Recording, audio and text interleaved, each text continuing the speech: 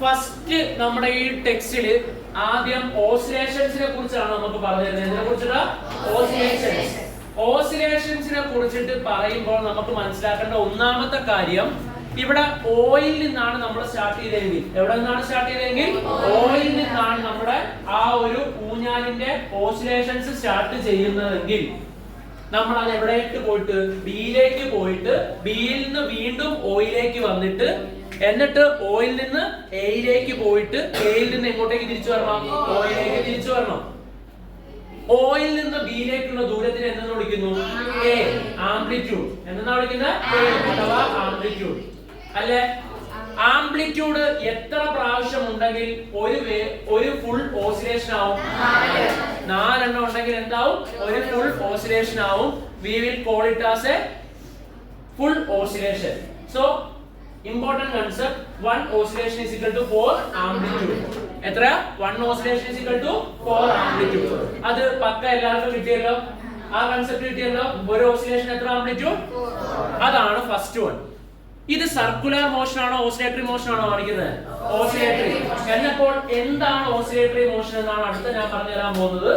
ഒരു മീൻ പൊസിഷന്റെ across to and ഫ്രോ എന്ത് ചെയ്യുന്ന പോകുന്ന മോഷൻ. ടു എന്ന് പറഞ്ഞാൽ അങ്ങോട്ടേക്ക് പോയാൽ ടു, ഇങ്ങോട്ടേക്ക് വന്നാൽ ഫ്രോ. ടു ആൻഡ് ഫ്രോ ചെയ്യുന്ന ഒരു മോഷൻ എക്രോസ് ആര്? ഒരു മീൻ പൊസിഷൻ. അതിനെയാണ് എന്തെന്ന് വിളിക്കേണ്ടത്? Oscillatory motion. ഒരു മീൻ പൊസിഷന്റെ എക്രോസ് ടു ആൻഡ് ഫ്രോ കാണിക്കുന്ന മോഷൻ ആണ് എന്ത്? ഓസിലേറ്ററി. അപ്പൊ ഒരു ചോദ്യം വരും, എന്താണ് പീരിയോഡിക് മോഷൻ? അത് ടു ആൻഡ് ഫ്രോ ആണോ? അല്ല, ഒരു നിശ്ചിത സമയത്തിന് ശേഷം റിപ്പീറ്റ് ചെയ്യുന്നത്. ഉദാഹരണത്തിന് ഭൂമിയുടെ ചുറ്റും ആര് കറങ്ങിക്കൊണ്ടിരിക്കുന്നു? ചന്ദ്രൻ. അതൊരു നിശ്ചിത സമയം കഴിയുമ്പോൾ എന്ത് ചെയ്യും? റിപ്പീറ്റ് ചെയ്യും. അതാണ് ഇപ്പൊ പീരിയോഡിക്ക. പക്ഷെ അത് ടു ആൻഡ് ഫ്രോ ആണോ? അല്ല. അതെന്തല്ല? ടു ആൻഡ് ഫ്രോ അല്ല. അങ്ങോട്ടും ഇങ്ങോട്ടും ആണോ? സർക്കുലർ ആയിട്ടല്ല കറങ്ങുന്നത്. It's not a to and fro. പക്ഷേ ഒരു നിശ്ചിത സമയത്തിന് ശേഷം റിപ്പീറ്റ് ചെയ്യുമോ? Yes or no? യെസ്. ഭൂമി സൂര്യന് ചുറ്റും കറങ്ങുന്നു. ഒരു നിശ്ചിത സമയത്തിന് ശേഷം റിപ്പീറ്റ് ചെയ്യുമോ?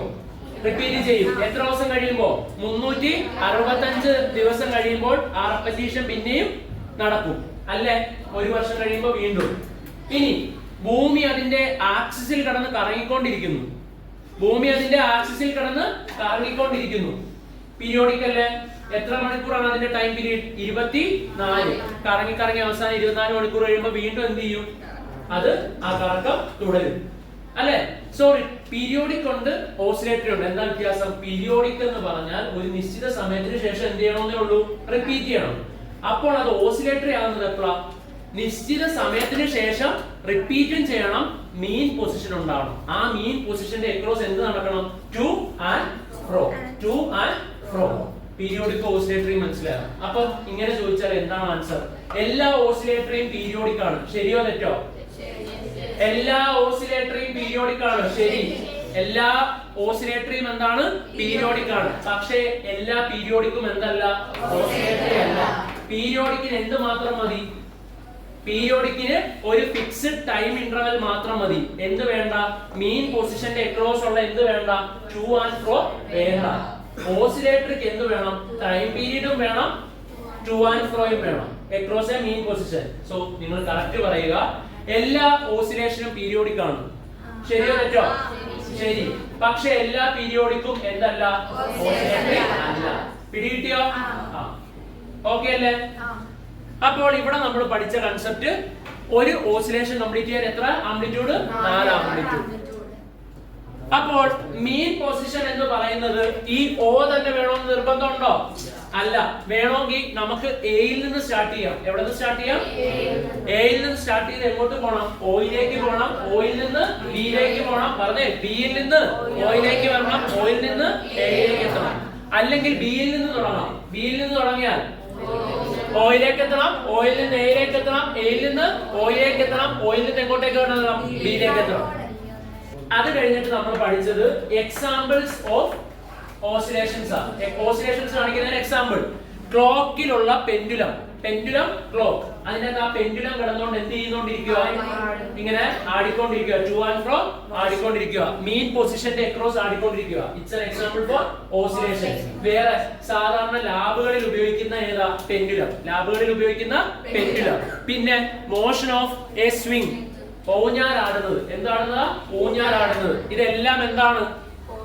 ഓസിലേഷൻസ് ആണ്. എന്താണ്? ഓസിലേഷൻസ്. അവരെ എന്തുകൊണ്ട് ഓസിലേഷൻസ് എന്ന് വിളിക്കുന്നു?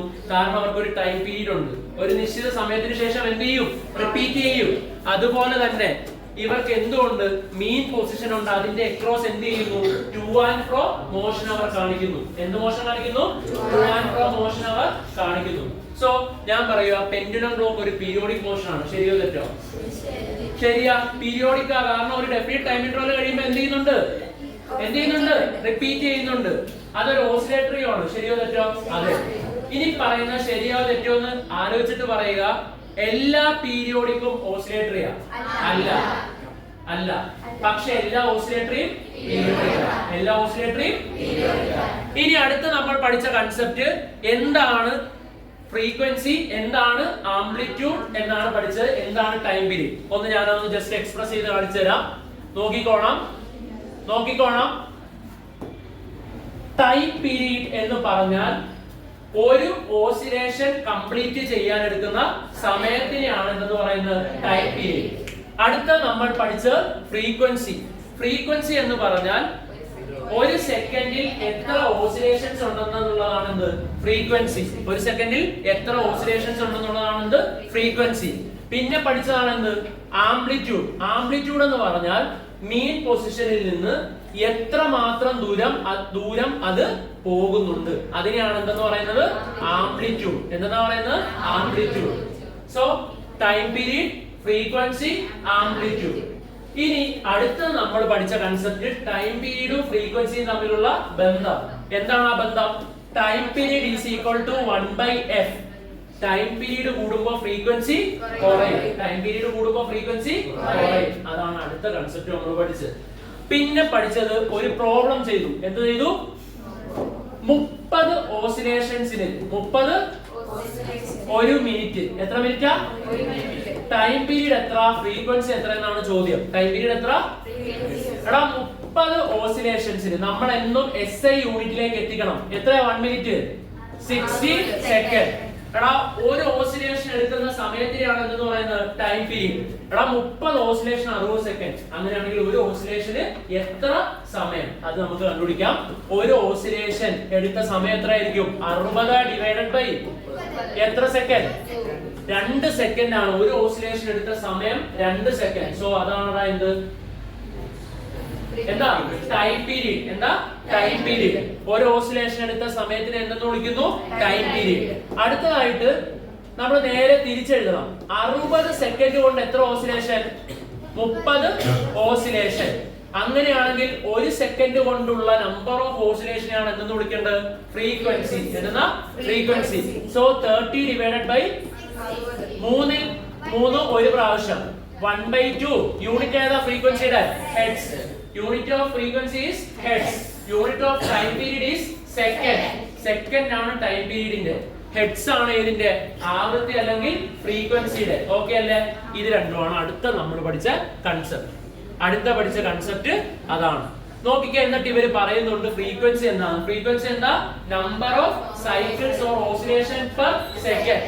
എടാ പീരീഡ്, ടൈം പീരീഡ് എന്ന് പറഞ്ഞാൽ എന്താ? ഒരു ഓസിലേഷൻ എടുക്കാൻ വേണ്ടി എടുക്കുന്ന സമയം. അതിനെയാണ് time period, capital T. Unit second. അതുപോലെ തന്നെ ഫ്രീക്വൻസി ഹെർട്സ്. എന്താ? ഹെർട്സ്. യൂണിറ്റ് ഹെർട്സ് അല്ലേ? എന്താ അത് ഫ്രീക്വൻസി എന്ന് പറഞ്ഞാൽ? ഒരു ഓസിലേഷൻസ് ഒരു സെക്കൻഡിലുള്ള number of oscillations in 1 second represented by small letter f. ഇത് represented by capital T. എന്താ?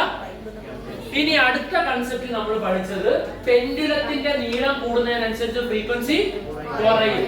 എന്താ? നീളം കൂടുന്നതിനനുസരിച്ച് ഫ്രീക്വൻസി കുറയും. When the length of pendulum increases, frequency decreases. പിന്നെ പഠിച്ച റിലേഷൻ ടൈമും ടൈം പീരീഡും ഫ്രീക്വൻസി. ടൈം പീരീഡ് കൂടുമ്പോൾ ഫ്രീക്വൻസി കുറയും. പിന്നെ നമ്മൾ പഠിച്ചതാണ് ട്യൂണിംഗ് ഫോർക്കുകളെ കുറിച്ച്. ട്യൂണിംഗ് ഫോർക്കിൽ എഴുതി വെച്ചിരിക്കുന്നത് ഹെർട്സിലായിരിക്കും. അതെന്താണ്? അതിന്റെ നാച്ചുറൽ ഫ്രീക്വൻസി. അതായത് ഒരു വസ്തു കൊണ്ട് അതിനെ ഇടിച്ചിട്ട് അതിനെ വൈബ്രേഷനിൽ ഏർപ്പെടുത്തിയാൽ അത് മൂവ് ചെയ്യുന്ന number of oscillations per second എത്രയാണ്? 256 പ്രാവശ്യം. എത്ര പ്രാവശ്യം? 256 പ്രാവശ്യം. 120 ഹെർട്സ് ആണെങ്കിലോ 120 പ്രാവശ്യം. 250 ആണെങ്കിലോ 250 പ്രാവശ്യം. അപ്പോൾ ഈ ട്യൂണിംഗ് ഫോർക്കുകൾ ട്യൂണിംഗ് ഫോർക്കുകളിലെ 256 ഒക്കെ എന്തിനെ സൂചിപ്പിക്കുന്നു? Natural frequency. ഓരോ വസ്തുവിനും ഡിഫറെന്റ് സൗണ്ട് അല്ലേ നമുക്ക് കേൾക്കാൻ പറ്റുള്ളൂ. കാരണം എന്താ? ഫ്രീക്വൻസി വ്യത്യാസമാണ്. നാച്ചുറൽ ഫ്രീക്വൻസി വ്യത്യാസമാണ്. എല്ലാത്തിനും ഒരു മൂളിച്ചയായിരിക്കാം. മൂളിച്ചയിൽ തന്നെ കുറച്ച് എന്ത് വേരിയേഷൻസ് വരും. കാരണം അവരുടെ ഓരോരുത്തരുടെയും നാച്ചുറൽ ഫ്രീക്വൻസി വ്യത്യാസമാണോ സെയിം ആണോ? വ്യത്യാസമായിരിക്കും. എന്നിട്ട് when an object vibrates freely, it vibrates in its innate frequency. This is known as എന്ത്? Natural frequency. അതായത് ഒരു വസ്തു ഫ്രീലി അത് എന്ത് ചെയ്യുമ്പോൾ, ഓസിലേറ്റ് ചെയ്യുമ്പോൾ അത് ഏത് ഓസിലേഷൻ ആയിരിക്കും? നാച്ചുറൽ ഓസിലേഷൻസ് ആയിരിക്കും. അതിനകത്ത് ഫ്രീക്വൻസിനെ എന്തെന്നാണ് വിളിക്കേണ്ടത്? Natural frequency. എന്ത് ഫ്രീക്വൻസി? Natural frequency. അടുത്തത് ഇമ്പോർട്ടന്റ് ആയിട്ട് പഠിച്ചു വെക്കേണ്ടത്, നാച്ചുറൽ ഫ്രീക്വൻസിക്ക് വേണ്ടി എത്ര കാര്യങ്ങൾ? 5 കാര്യങ്ങൾ അതിനെ ഡിറ്റർമൈൻ ചെയ്യുന്നുണ്ട്. ഏതൊക്കെയാണ്? 5 ആണോ 4 ആണോ? 4. ഒന്നാമത്തെ ലെങ്ത്. നീളം കൂടുന്നതിനനുസരിച്ച് നാച്ചുറൽ ഫ്രീക്വൻസി കുറയോ? അല്ലെങ്കിൽ നമ്മൾ ഓൾറെഡി കണ്ട് നീളം കൂടിയാൽ ഫ്രീക്വൻസി കുറയും. അടുത്ത സൈസ് ഓഫ് ദ ഒബ്ജക്റ്റ്. അതിനെ കുറിച്ച് നമുക്ക് 10ൽ കൂടുതൽ പഠിക്കാനില്ല. മൂന്നാമത്തെ ഇലാസ്റ്റിസിറ്റി. ഇലാസ്റ്റിസിറ്റിനെ കുറിച്ചും പഠിക്കാൻ കൂടുതൽ ഇല്ല.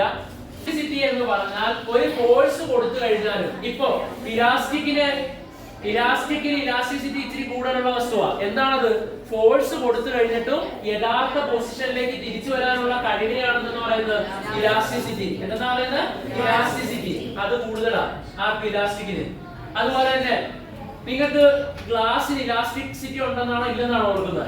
ഇല്ല, ഒട്ടും ഇല്ല. കാരണം ഒരു ഫോഴ്സ് അപ്ലൈ ചെയ്യുമ്പോൾ എന്ത് ചെയ്യും? ബ്രേക്ക് ചെയ്യുന്നു. അതിന് തിരിച്ച് അതിന്റെ ഒറിജിനൽ പൊസിഷനിലേക്ക് എത്താൻ പറ്റുമോ? So elasticity. Nature of material. സ്റ്റീലിന്, അലുമിനിയത്തിന്, അതുപോലെ പ്ലാസ്റ്റിക്കിന് ഓരോന്നിനും ഡിഫറെന്റ് എന്താ? ഫ്രീക്വൻസീസ്. അപ്പം മെറ്റീരിയലിന് ഡിപ്പെൻഡ് ചെയ്യും. അടുത്തതാണ് ഫോഴ്സ്ഡ് വൈബ്രേഷൻ ആൻഡ് റെസൊണൻസ്. നമ്മൾ പഠിച്ചത് ഫോഴ്സ്ഡ് വൈബ്രേഷൻസ് ആൻഡ് റെസൊണൻസ്. അതായത് ഈ കുട്ടിയുടെ കയ്യിലിരിക്കുന്ന ഈ വസ്തുവിനെയാണ് നമ്മൾ എന്തെന്ന് വിളിക്കേണ്ടത്? Tuning fork. എന്താ വിളിക്കേണ്ടത്? Tuning fork. Forced vibration is the vibration of an object induced by an external vibrating object. അപ്പോ ഈ കുട്ടിയുടെ 2 എന്തുണ്ടെന്ന് ഓർക്കുക? Tuning fork. ഒന്നിന്റെ ഫ്രീക്വൻസി 252, മറ്റേതിന്റെ 252. ഇവൻ ഇതിനെ മാത്രം എന്ത് ചെയ്തു? അതിനെ വൈബ്രേറ്റ് ചെയ്യാൻ തുടങ്ങി. എക്സൈറ്റ് ചെയ്യിപ്പിച്ചു, വൈബ്രേറ്റ് ചെയ്യിപ്പിച്ചു. അപ്പോൾ തൊട്ടടുത്തിരിക്കുന്ന ആളും എന്ത് ചെയ്യാൻ തുടങ്ങും? വൈബ്രേറ്റ് ചെയ്യാൻ തുടങ്ങും. തൊട്ടടുത്തുള്ള ആളും എന്ത് ചെയ്യാൻ തുടങ്ങും? അതെന്തുകൊണ്ടാ? ഇവൻ നാച്ചുറൽ ഫ്രീക്വൻസി അവന്റെ 250 എത്ര നമ്മൾ പറഞ്ഞ 252 കിടന്ന് വൈബ്രേറ്റ് ചെയ്യുക. 52 അപ്പുറത്തൊരുത്തൻ വെച്ചിട്ടുണ്ട്. അതും എത്ര തന്നെയാ? 252. എത്ര തന്നെയാ? 252. എന്ത് ചെയ്യുമെന്ന് വെച്ചാൽ 2 252കളും ഒരെണ്ണത്തിനെ നമ്മൾ എക്സൈറ്റ് ചെയ്തുള്ളൂ. തൊട്ടടുത്തിരിക്കുന്ന 252 എന്ത് ചെയ്യും? വൈബ്രേറ്റ് ചെയ്യാൻ തുടങ്ങും. കാരണം ഇവിടെ ഫോഴ്സ്ഡ് വൈബ്രേഷൻ നടത്തിയത് ആര്? ഇവന്റെ കയ്യിലിരിക്കുന്ന ഇത് അല്ലെ? ഫോഴ്സ്ഡ് വൈബ്രേഷൻ ഏതാ? ഇത്. കാരണം അതിന്റെ അകത്തേക്കാണ് നമ്മൾ എന്ത് ചെയ്ത് ഇടിച്ച് അതിനെ എക്സൈറ്റ് ചെയ്യിപ്പിച്ചിട്ട് അതിനെ വൈബ്രേറ്റ് ചെയ്യിപ്പിച്ചത്. ഏതിനെയാ? ഇതിനെ. അതിന്റെ നാച്ചുറൽ ഫ്രീക്വൻസി നമ്മൾ എത്ര എടുത്ത്? 252. ഈവൻ മറ്റേ കയ്യിൽ ഒളിപ്പിച്ചു വെച്ചിരുന്ന 252ന്റെ വേറൊരു ട്യൂണിംഗ് ഫോർക്ക് എടുത്തിട്ട് അടുത്ത് വെച്ചു. ഒരു പക്ഷേ നമുക്ക് കാണാൻ പറ്റും ഈ ഫോഴ്സ്ഡ് വൈബ്രേഷൻസ് അല്ല, ഇവൻ ഇപ്പൊ നാച്ചുറൽ ഫ്രീക്വൻസിയിൽ വൈബ്രേറ്റ് ചെയ്തോണ്ടിരിക്കുകയല്ലേ, ഇവൻ മറ്റേവനെ എന്തിനു വേണ്ടി ഫോഴ്സ് ചെയ്യും? വൈബ്രേറ്റ് ചെയ്യിപ്പിക്കാൻ. കാരണം രണ്ടിന്റെയും ഫ്രീക്വൻസി എന്താ? സെയിം ആണ്. അപ്പോൾ രണ്ടിന്റെയും ഫ്രീക്വൻസി സെയിം ആയതുകൊണ്ട് ഈ ഒരു ഒബ്ജക്റ്റ് മറ്റേവനെ എന്ത് ചെയ്യാൻ തുടങ്ങിക്കും? ഓസിലേറ്റ് ചെയ്യാൻ തുടങ്ങിക്കും വിത്ത് മാക്സിമം ആംപ്ലിറ്റ്യൂഡ്. അതിനെയാണ് റെസൊണൻസ് എന്ന് പറയുന്നത്. എന്താ പറയുന്നത്? റെസൊണൻസ്. നോക്കിക്കേ, ഇവിടെ എ എന്ന് പറയുന്ന ആ ഒരു ഒബ്ജക്റ്റ് ഓസിലേറ്റ് ചെയ്യാൻ തുടങ്ങുമ്പോൾ നമുക്ക് ഓസിലേറ്റ് ചെയ്യുന്നതായിട്ട് കാണുന്ന അടുത്ത ഏതൊക്കെയാ? സിയും ബിനെ ഓസിലേറ്റ് ചെയ്യിപ്പിച്ച ഏതൊക്കെ ഓസിലേറ്റ് ചെയ്യുന്നതാണോ? ഡിയും എഫും. അപ്പൊ നമ്മൾ ഫോഴ്സ്ഫുള്ളി ഓസിലേറ്റ് ചെയ്തിരുന്ന ഇവനെ അവൻ മറ്റുള്ളവരെ ചെന്ന് ഫോഴ്സ്ഫുള്ളി എന്ത് ചെയ്യാൻ തുടങ്ങി? ഓസിലേറ്റ് ചെയ്യിപ്പിക്കാൻ തുടങ്ങി. ഈ മൂന്നവരുടെയും ഫ്രീക്വൻസി, നാച്ചുറൽ ഫ്രീക്വൻസി സെയിം ആണെങ്കിൽ അവര് മാക്സിമം ആംപ്ലിറ്റ്യൂഡിൽ എന്ത് ചെയ്യും? വൈബ്രേറ്റ് ചെയ്യും. അതിനാണ് എന്ന് പറയുന്നത് റെസൊണൻസ്. റെസൊണൻസിൽ നിങ്ങൾ ഏറ്റവും അറിയേണ്ട ഒരു കാര്യം എന്താണ്? Maximum amplitude. എന്താ ആംപ്ലിറ്റ്യൂഡ്? Maximum amplitude. നോക്കിക്കേ, if the natural frequency of the forcing object ഏതാ? ആദ്യം എടുത്ത് വൈബ്രേറ്റ് ചെയ്യുന്ന ആളാണ് ആര്? Forcing object. if the natural frequency of the forcing object, അത് എന്ത് വേണമെങ്കിലും ആകാം. ആദ്യം ഫോഴ്സ് ചെയ്യുന്ന ഒബ്ജക്റ്റ് ആണ് ഏത്? Forcing object. അവനിപ്പം വൈബ്രേറ്റ് ചെയ്തുകൊണ്ടിരിക്കുക. അവന്റെ ഒരു നാച്ചുറൽ ഫ്രീക്വൻസി ഉണ്ടല്ലോ, ആ ഫ്രീക്വൻസി എന്തിനോട് ഈക്വൽ ആണെങ്കിൽ? ഫോഴ്സ്ഡ് ഒബ്ജക്റ്റിന്റെ ഫ്രീക്വൻസിക്ക് ഈക്വൽ ആണെങ്കിൽ. ഫോഴ്സ്ഡ് ഒബ്ജക്റ്റ് ആരാ? തൊട്ടടുത്ത് വെച്ചിരിക്കുന്ന ആളുടെ ഈക്വൽ ആണെങ്കിൽ the objects are said to be at resonance. അവർ റെസൊണൻസിലാണെന്ന് പറയും. the object undergoing resonance will എന്താണ്? Vibrate with maximum amplitude. അവർ എന്ത് ചെയ്യും? മാക്സിമം ആംപ്ലിറ്റ്യൂഡിൽ വൈബ്രേറ്റ് ചെയ്യും. പിന്നെ നമ്മൾ കണ്ടതാണ് ആപ്ലിക്കേഷൻസ്. എന്താ? ഒന്നാമത്തെ MRI സ്കാനിങ്. എന്താ? MRI scanning. രണ്ടാമത്തെ റേഡിയോ ട്യൂണിംഗ്. മൂന്നാമത്തെ musical instrument like guitar, violin, veena etcetera. പിന്നെ സ്റ്റെതസ്കോപ്പ്. ഏതാ? സ്റ്റെതസ്കോപ്പ്.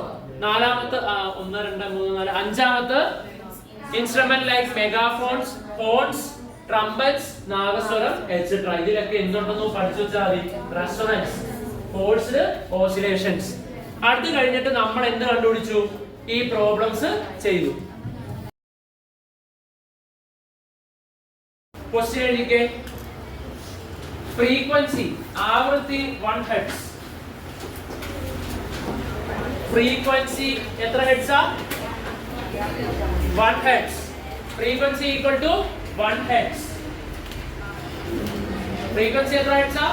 1 ഹെർട്സ്. ടൈം പീരീഡ് എത്ര? ടൈം പീരീഡ് എത്ര? ഫ്രീക്വൻസി 1 ഹെർട്സ് ആണ്. ടൈം പീരീഡ് എന്താ? എത്ര? What is the formula? F is equal to 1 by T and T is equal to 1 by F. എല്ലാരും പറഞ്ഞു T is equal to 1 by F.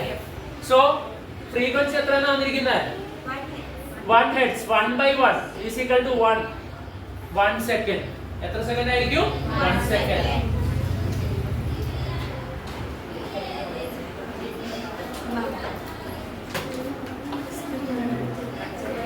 അടുത്ത പറയട്ടെ. Full question എഴുതണ്ട. Page number 12 question number 2. Page number 12 question number 2. അതിന്റെ അകത്ത് അവർ പറയുന്ന question ശ്രദ്ധിക്കുക. Pendulum takes 0.5 second to complete 1 oscillation. ആർക്ക് പറയാൻ പറ്റും? 1 ഓസിലേഷൻ എടുക്കുന്ന സമയത്ത് എന്താ പറയുന്നത്? Time period. എന്താ വിളിക്കേണ്ടത്? Time period. സോ ക്വസ്റ്റ്യൻ കേൾക്കുക, മനസ്സിലാക്കുക. കേട്ടെ. ഒരു പെൻഡുലം എത്ര സെക്കൻഡ് എടുക്കുന്നത്? എത്ര സെക്കൻഡാ? 0.5 സെക്കൻഡ്സ്. എത്ര സെക്കൻഡാ? 0.5 സെക്കൻഡ്സ് എടുക്കുന്നു. എന്ത് ചെയ്യാൻ? ഒരു ഓസിലേഷൻ കംപ്ലീറ്റ് ചെയ്യാൻ. എല്ലാവരും എന്റെ കൂടെ ആൻസർ പറയണം. നിങ്ങൾ എങ്കിലേ ഉള്ളൂ നിങ്ങൾക്ക് കിട്ടത്തോട്. പറയുക. ഒരു പെന്നിൽ എത്ര സെക്കൻഡ് എടുക്കുന്നു? എത്ര ഓസിലേഷൻ കംപ്ലീറ്റ് ചെയ്യാൻ? ഒരു ഓസിലേഷൻ. അതപ്പോ അതിന്റെ അകത്ത് ഇൻഡയറക്റ്റ് ആയിട്ട് തന്നിരിക്കുന്നത് ഒരു ഓസിലേഷൻ കംപ്ലീറ്റ് ചെയ്യാൻ എടുക്കുന്ന സമയത്തെ വിളിക്കുന്ന പേര് ടൈം പീരീഡ്. ടൈം പീരീഡ് എത്രയെന്ന് തന്നിട്ടുണ്ട്? 0.5 സെക്കൻഡ്. എത്ര സെക്കൻഡാ? 0.5 സെക്കൻഡ്. അങ്ങനെയാണെങ്കിൽ അതിന്റെ ഫ്രീക്വൻസി എത്രയാണ്? We know that T is equal to 1 by F. F is equal to 1 by T. 1 by point എത്രയാ? ഒന്നിൽ എത്ര അരയുണ്ട്? 2 പ്രാവശ്യം. So the answer is 2 hertz. എത്ര? ഈ ഒരു ക്വസ്റ്റ്യൻ നിങ്ങൾക്ക് വേണ്ട കൺസെപ്റ്റ്, ഒരു ഓസിലേഷൻ കംപ്ലീറ്റ് ചെയ്യാൻ എടുക്കുന്ന സമയത്തെ വിളിക്കുന്ന പേര് ടൈം പീരീഡ്. എന്താ? അങ്ങനെയാണെങ്കിൽ ഇങ്ങനെ ചോദിച്ചാൽ നിങ്ങൾ എന്ത് പറയും? 1 സെക്കൻഡിൽ കംപ്ലീറ്റ് ചെയ്ത എണ്ണം ഫ്രീക്വൻസി. എന്താ? ഫ്രീക്വൻസി. എഴുതിയെടുത്ത്